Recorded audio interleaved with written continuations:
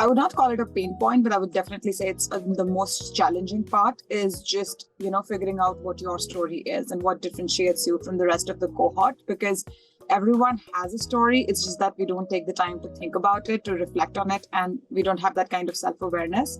So just spending that time up front and thinking about what differentiates you and where you come from, I think that's really important. It's challenging, not a pain point, but challenging for sure.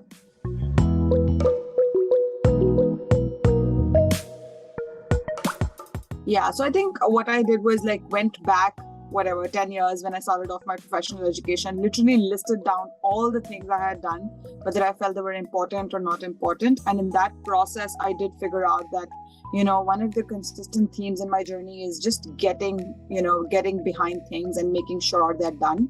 And that is an element which has its foundations in, my childhood and my story, which I felt was a genuine spike, which I could build on, create a story around, and of course, highlight it with my accomplishments as well. Yeah, I'll give you an example. So for example, I since 2011, that's the moment I started with my BTech, I think I listed down literally every single thing I'd done, every extracurricular activity I'd participated in, what did I win, all my grades, and academics, non-academics, everything. And I think within that, what I figured out a consistent theme was I had done well in things that required me to go deep, that required me to be detail oriented, that required me to go a step beyond what was expected of me. And within that, I think what I genuinely figured out was that my interest lies in things that are more analytical, that required me to drill deep, which I feel was a spike for me. So now I can very proudly say that, I am someone who's very analytically strong and with an analytical bent of mind. And hence what I do is I highlighted that in my application. And of course, I take decisions in my life based on how much analytical quotient there is to the role that I'm supposed to be doing.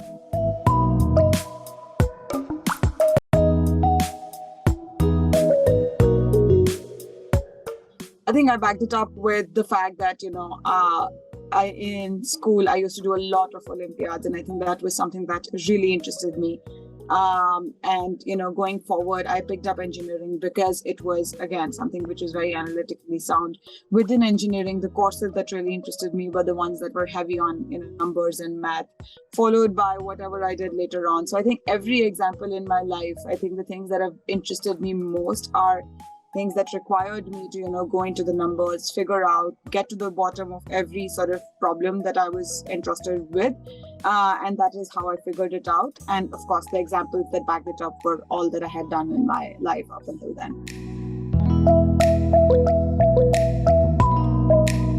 I think it requires you to first think about your journey, I think this activity literally takes a month of your time if I were to peg it accurately. Just go back and think of every single thing that you have done and what you felt while you were doing it. Was this something that you did just because you were supposed to do it, or was it something that you really, really enjoyed? So that's one part of it. And second is, what are the things that you have genuinely excelled in? So there are some things that, energize you, but, obviously you had a learning curve and you're not able to do well in them.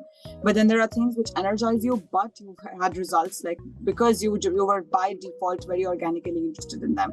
So I think it requires you to become very detail oriented, go back, look at your, the things that you've done in your life.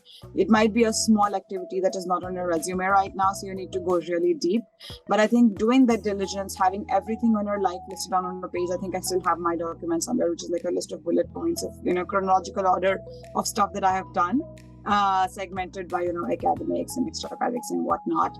And see the elements, look at the patterns. And I think that is how you figure out spikes. And the spike in my head is an overlap between the things that you enjoy and you're good at.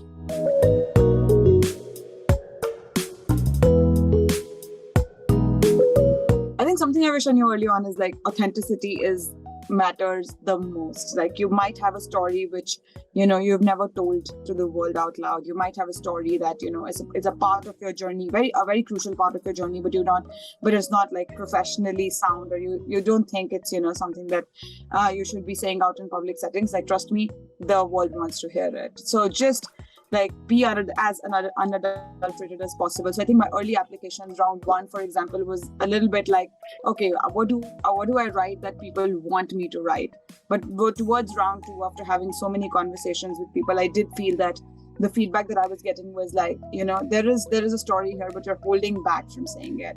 Your influences, your the fact that you have influences in your life, in your grandparents, in your parents, in your like mentors, teachers, that you should talk about.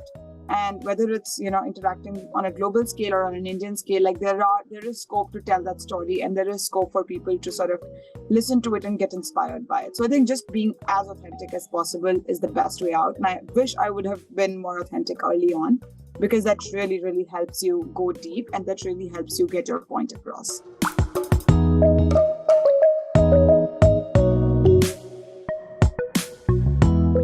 Okay. Not to sound too braggy, but I think I was okay on the acads. I think it's because like I genuinely check like the averages of the batches of that, what is the average GPA, what is the average like GMAT score, and I think I did well on most of those parameters, which is why I did not have to do anything additional. But I would say if you're in like college or something, just put your head down and work on your academics, because they do count.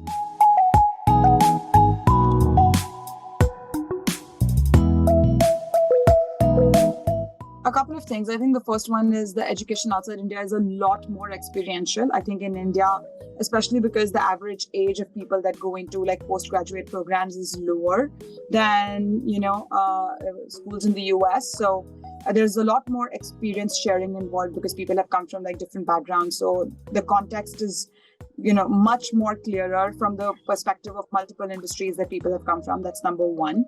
The second is, even structurally, I think there's a lot more focus on getting internships and practical courses, experiential learning, all of that.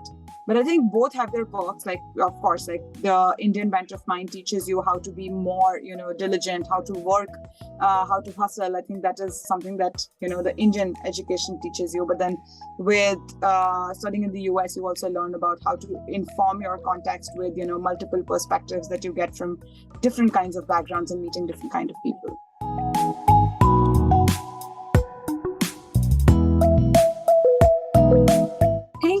There was so a couple of things. I think from an industry perspective, of course, we had a lot of consultants, a lot of investment bankers, a lot of people who've done marketing. But I think if I had to compare that with my profile, of course, I was a consultant, which was the most common profile out there, especially because like after you make consultant, there is a general pivot, and everybody goes to B school at that point. But I did see a lot of people who had done a long-term careers in marketing and brand management and tech and product management and project management and audit and accounting. So I think the breadth of careers was massive. I also had someone who worked in a museum as a historian, so something like that. I think the breadth of careers is massive. But what genuinely helps is the fact that you can find common ground irrespective. So you can find common ground with consultants, but because of the nature of your work, and because consulting in itself is a very diverse, like it gives you exposure to diverse sectors, so you can find common ground with a bunch of your batchmates. But I think I was the most sort of common profile, if I were to put it that way. But there were a lot of profiles that were like more unexpected and more like sort of not conventional from an MBA perspective.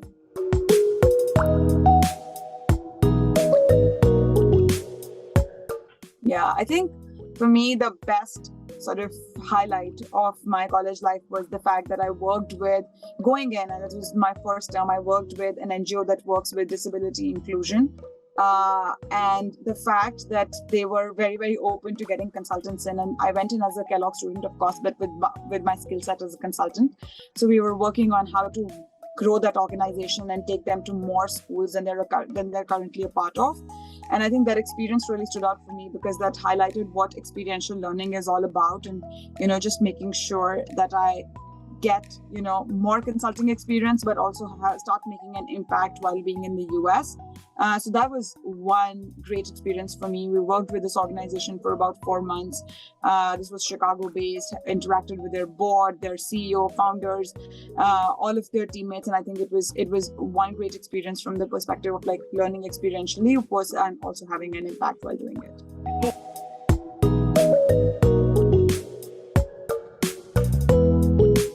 I think with experiential learning, so theoretical learning is mostly concepts. I think both are important from that perspective. Like if you don't understand the basic strategy concepts and you don't understand basic business concepts or jargon, you would not be able to like talk business. That's baseline, that's foundation. But with experiential learning, you do a lot of outside-in thinking on, how are these concepts going to translate into the actual world and how to apply these to real world problems. So I think that bridge between, the foundations and what business means in today's world is bridged by a combination of theoretical and experiential learning. The major component is, of course, like, and I think case-based learning. As we move to case-based learning, that bridge somehow, becomes a little bit easier to traverse. I think experiential learning, what it does to you is it prepares you more for on-ground problems and on-ground working through problem solving of those issues that businesses face in actual life. And of course, like softer skills of, getting your point across, presentation, how to communicate, all of that, I think experiential learning takes care of in a better way. But of course, like not to take away from, the theoretical aspect of learning, because that is where you start eventually.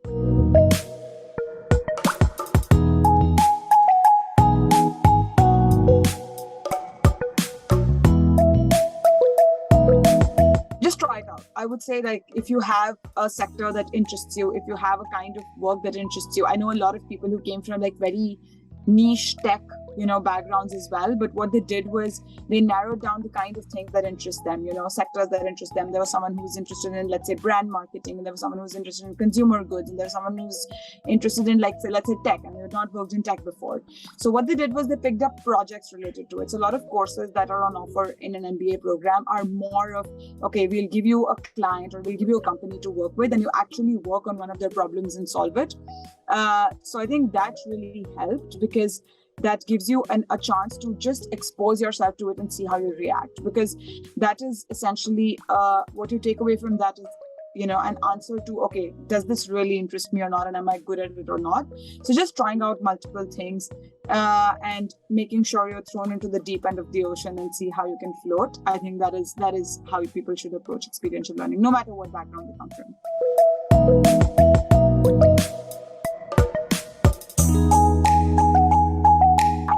I wrote my essays myself.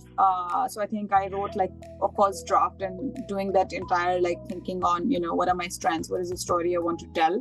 But I did use someone's help to like wordsmith it a little and make it, more presentable in terms of, because I don't trust myself when it comes to, saying the right things. And of course, there's always a better way to say it. And there are people out there who have a way with words. So I think that was something that I sort of went for. But I think the story is yours and you are the best person to tell it. So don't go for, okay, this works for an MBA school or this story does not work for an MBA. So go authentic, and I think there will be results at the end of it. Yeah.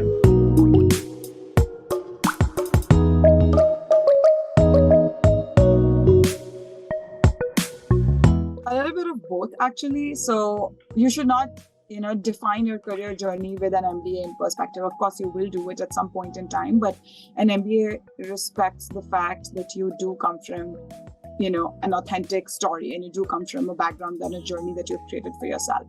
So what you do need to do is, of course, like create an organic path for yourself, but also leave yourself open to multiple experiences. So if there's an extracurricular opportunity coming your way, just take it. If there's an internship you can do, just do it. And make sure that you give your best to it. And I think that is what an MBA is all about, just a breadth of experiences and the fact that you have gotten behind them and you've gotten to sort of experience it deeply.